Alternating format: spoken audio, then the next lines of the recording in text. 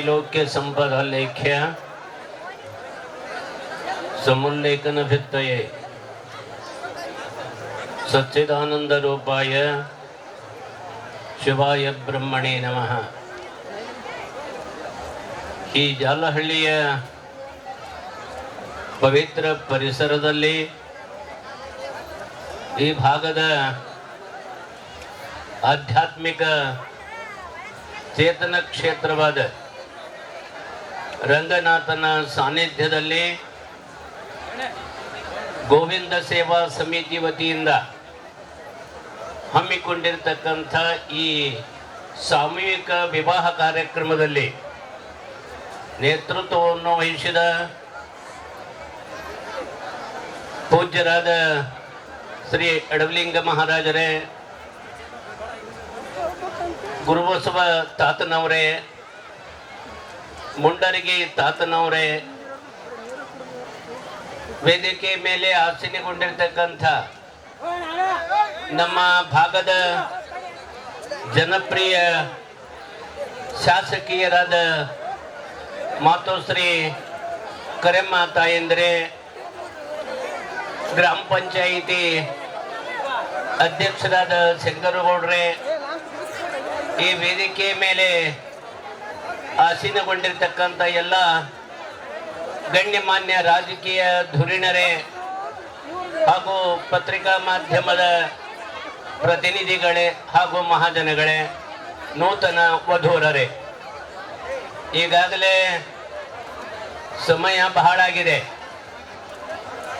ಆದರೂ ಕೂಡ ಇಂಥ ಪವಿತ್ರವಾಗಿರ್ತಕ್ಕಂಥ ಸಮಯ, ಇಂಥ ಪವಿತ್ರವಾಗಿರ್ತಕ್ಕಂಥ ಕಾರ್ಯಕ್ರಮ ನಾಳೆ ಬೇಕು ಅಂದ್ರೂ ಸಿಗಂಗಿಲ್ಲ.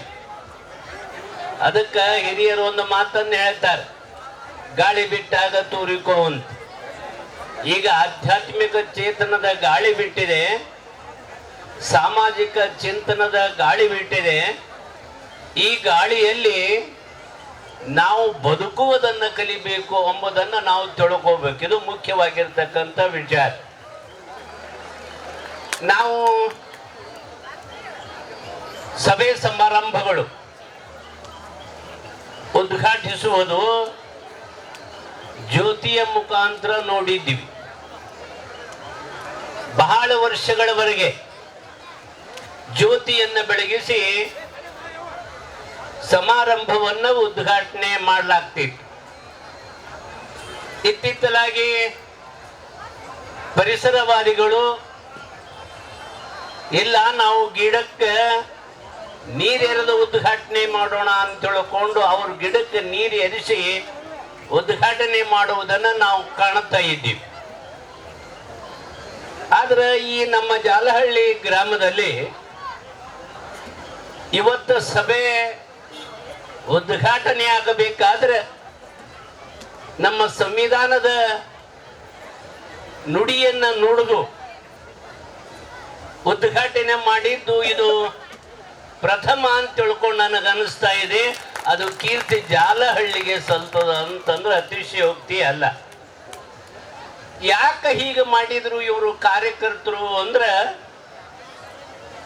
ವೇದಗಳವ, ಉಪನಿಷತ್ತುಗಳವ, ಆಗಮಗಳವ, ಭಗವದ್ಗೀತೆ ಇದೆ, ಸಿದ್ಧಾಂತ ಶಿಖಾಮಣಿ ಇದೆ, ಅನೇಕ ಧರ್ಮ ಗ್ರಂಥಗಳನ್ನು ತಾವು ಕೇಳಿರಲೂಬಹುದು, ಓದಿದಿರಲೂಬಹುದು. ಆದ್ರೆ ಸಾಮಾಜಿಕ ಪರಿಸರದಲ್ಲಿ ಮನುಷ್ಯನಿಗೆ ಬೇಕಾಗಿರ್ತಕ್ಕಂಥ ಅದ್ಭುತವಾಗಿರ್ತಕ್ಕಂಥ ಧಾರ್ಮಿಕ ಗ್ರಂಥ ಯಾವುದು ಅಂದ್ರೆ ಅದು ನಮ್ಮ ಸಂವಿಧಾನ. ಅಂದ್ರೆ ನಾವು ಕೈ ಎತ್ತಿ ಹೇಳಬಹುದು ಸಂವಿಧಾನ. ಯಾಕಂದ್ರೆ ಅದು ನಮಗೆ ಬದುಕುವ ಅಧಿಕಾರವನ್ನು ಕೊಟ್ಟದ, ಐಶ್ವರ್ಯವನ್ನು ಗಳಿಸ್ತಕ್ಕಂಥ ಅಧಿಕಾರವನ್ನು ಕೊಟ್ಟದ, ವಿದ್ಯೆಯನ್ನು ಕಲಿತಕ್ಕಂಥ ಅಧಿಕಾರವನ್ನು ಕೊಟ್ಟದ, ಸಂಪತ್ತನ್ನು ಗಳಿಸ್ತಕ್ಕಂಥ ಅಧಿಕಾರವನ್ನು ಕೊಟ್ಟದ, ವಿವಾಹವಾಗ್ತಕ್ಕಂಥ ಅಧಿಕಾರವನ್ನು ಕೊಟ್ಟದ. ಮನುಷ್ಯನಿಗೆ ಯಾವ್ಯಾವ ಅಧಿಕಾರ ಬೇಕು ಅದೆಲ್ಲವನ್ನು ಕೂಡ ಆ ಸಂವಿಧಾನ ಕೊಟ್ಟದಂತ ತಿಳ್ಕೊಂಡು ಅದಕ್ಕೆ ಪವಿತ್ರವಾಗಿರ್ತಕ್ಕಂಥ ಗ್ರಂಥ ಅಂತ ಮಾನಿಸಿ ನಮ್ಮ ಗೋವಿಂದ ಸಮಿತಿಯ ಸೇವಾ ಸಕ್ತರು ಪ್ರಾರಂಭದಲ್ಲೇ ನಮ್ಮ ಸಂವಿಧಾನಕ್ಕೆ ದೊಡ್ಡ ಗೌರವವನ್ನು ಕೊಟ್ಟರಲ್ಲ, ಅವರಿಗೆ ಅನೇಕ ಅನೇಕ ಧನ್ಯವಾದಗಳನ್ನ ಈ ಸಂದರ್ಭದಲ್ಲಿ ನಾನು ಹೇಳಲಿಕ್ಕೆ ಪ್ರಯತ್ನ ಮಾಡ್ತಾ ಇದ್ದೆ. ಯಾಕಂದ್ರೆ ಈ ಜಾಲಹಳ್ಳಿಯಲ್ಲಿ ಒಂದು ವಿಶೇಷತೆ ಇದೆ. ಯಾವುದೇ ಕಾರ್ಯಕ್ರಮಗಳು ಈ ಜಾಲಹಳ್ಳಿಯಲ್ಲಿ ಆದ್ರೆ ಅದಕ್ಕೊಂದು ವಿಶೇಷತೆಯನ್ನು ಕೊಟ್ಟು ಕಾರ್ಯಕ್ರಮ ನಡೀತಾವ. ಅಂಥದ್ರಲ್ಲಿ ನಮ್ಮ ಗೋವಿಂದ ಸೇವಾ ಸಮಿತಿಯ ಜನರು ಕೂಡ ಒಂದು ವಿಶೇಷವಾಗಿರ್ತಕ್ಕಂಥ ಕಾರ್ಯಕ್ರಮ 9 ವರ್ಷಗಳಿಂದ ಮಾಡ್ತಾ ಬಂದಿದ್ದಾರೆ. 9 ವರ್ಷಗಳಿಂದ ಈ ಸಾಮೂಹಿಕ ವಿವಾಹ ಕಾರ್ಯಕ್ರಮವನ್ನು ಹಮ್ಮಿಕೊಂಡಾರ. 40-45 ಆಗ್ತಿದ್ವು ಕಾರ್ಯಕ್ರಮದಲ್ಲಿ ವಿವಾಹಗಳು. ನಾವು ಹೇಳ್ತಿದ್ದೀವಿ ಇನ್ನಿಷ್ಟು ಹೆಚ್ಚಿಗೆ ಮಾಡ್ರಿ ಅಂತ. ಸುಕಾಲದಲ್ಲಿ ಹೆಚ್ಚಿಗೆ ಆಗಲಿಲ್ಲ, ಈಗ ಬರಗಾಲದಲ್ಲಿ 80 ಆಗ್ಯಾವ. ಇದು ವಿಶೇಷತೆ ನಮ್ಮ ರಂಗನಾಥನ. ಮಳೆ ಇಲ್ಲ, ಬೆಳೆ ಇಲ್ಲ, ಅತ್ಯಂತ ಕಷ್ಟದ ಸನ್ನಿವೇಶದಲ್ಲಿಯೂ ಕೂಡ ದಾನಿಗಳು ರಂಗನಾಥನ ಮೇಲಿಟ್ಟಿರತಕ್ಕಂಥ ಭಕ್ತಿಯ ವಿಶೇಷತೆಯಿಂದ ಶಕ್ತಿ ಮೀರಿ ಸಹಾಯ ಮಾಡಿ ಈ ಅದ್ಭುತವಾಗಿರ್ತಕ್ಕಂಥ ಈ ನವವಿವಾಹಿತರ ಜೋಡಿಯನ್ನು ತಯಾರು ಮಾಡ್ಯಾರಲ್ಲ, ನಿಜಕ್ಕೂ ಕೂಡ ಶ್ಲಾಘನೀಯ ಅಂತ ನಾವು ಕೈ ಎತ್ತಿ ಹೇಳಬಹುದು.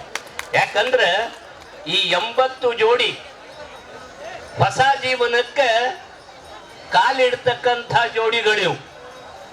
ಸಂಸಾರ ಏನಂಬುದು ಗೊತ್ತಿಲ್ಲ ಇವರಿಗೆ. ಇನ್ನು ಮೇಲೆ ಸಂಸಾರದ ಅರು ಹುಟ್ಟುತ್ತದೆ. ಆ ಅರು ಹುಟ್ಟತಕ್ಕಂಥ ವಿಶೇಷ ವ್ಯಕ್ತಿತ್ವವನ್ನು ಯಾರ ರೂಪಿಸಿದ್ರು ಅಂತಂದ್ರೆ ಸೇವಾ ಸಮಿತಿಯ ಸದಸ್ಯರು. ನೋಡ್ರಿ, ಲಕ್ಷಾಂತರ ಜನ ಬಂದರೂ ಕೂಡ ಅನ್ನಕ್ಕೆ ಕೊರತೆ ಇಲ್ಲ, ನೀರಿಗೆ ಕೊರತೆ ಇಲ್ಲ, ನೆರಳಿಗೆ ಕೊರತೆ ಇಲ್ಲ, ಗೌರವಕ್ಕೆ ಕೊರತೆ ಇಲ್ಲ. ಈ ರೀತಿ ಆಗಿರ್ತಕ್ಕಂಥ ಕಾರ್ಯಕ್ರಮದಲ್ಲಿ 35 ಜನ ಪದವೀಧರರು ಭಾಗವಹಿಸಿದ್ದು ಜೋಡಿಗಳು. ಯಾಕಂದ್ರೆ ಪದವಿಯನ್ನು ಪ್ರಾಪ್ತ ಮಾಡಿಕೊಂಡು ಈ ಸಾಮೂಹಿಕ ವಿವಾಹದಲ್ಲಿ ಲಗ್ನ ಆಗ್ಲಿಕ್ಕೆ ಹತ್ಯಾರಲ್ಲ, ಅವ್ರಿಗಿಂತಲೂ ವಿಶೇಷವಾಗಿರ್ತಕ್ಕಂಥ ವ್ಯಕ್ತಿ ಯಾರೂ ಇಲ್ಲ ಅಂತ ನನಗನ್ನಿಸ್ತಾ ಇದೆ. ಇದು ಸಾಮೂಹಿಕ ವಿವಾಹ ಕಾರ್ಯಕ್ರಮ ಬಡವರಿಗಾಗಿ ಅಲ್ಲ, ಅದನ್ನು ತಿಳ್ಕೋಬೇಕು. ಬಡವರಿಗೂ ಶ್ರೀಮಂತರಿಗೂ ಎಲ್ಲರಿಗೂ ಕೂಡ ಸಂಬಂಧಪಟ್ಟ ವಿಷಯ ಇದು. ಯಾಕಂದ್ರೆ ನೀವು ಮನ್ಯಾಗ ಒಂದು ಕಾರ್ಯಕ್ರಮ ಲಗ್ನ ಮಾಡಬೇಕಾದ್ರೆ 50-60 ಸಾವಿರ ರೂಪಾಯಿ ಖರ್ಚಾಗ್ತಾವ. ಬಡವರು ಇರ್ತೀರಿ, ಅವಾಗ ನೀವೇನ್ ಮಾಡ್ತೀರಿ? ಹೊಲ ಮಾರ್ಯೋ, ಮನಿ ಮಾರ್ಯೋ, ಮಕ್ಕಳು ಲಗ್ನ ಮಾಡ್ತಾರೆ.